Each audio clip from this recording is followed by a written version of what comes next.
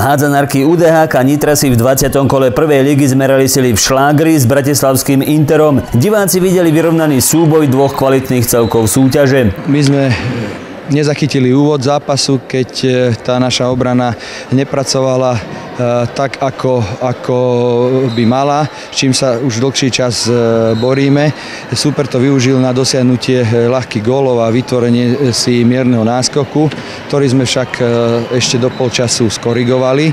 Po polčase sme sa začali presadzovať vlastne svojimi zbráňami, už lepšie fungovala obrana a vytvorili sme si štvorgólový náskok, ktorý bol ešte aj nejakých 5-6 minút pred koncom. No žiaľ, v tých posledných 5-6 minútach sme už nedokázali skorovať a Super po rýchlych kontrách dokázal vyrovnať. Nitra tak v dôležitom zápase získala iba bod po výsledku 29-29. Najlepšou strelkyňou domáceho celku bola Vargová s 15 gólmi, najviac presných zásahov Interu dosiahla Pončáková 8.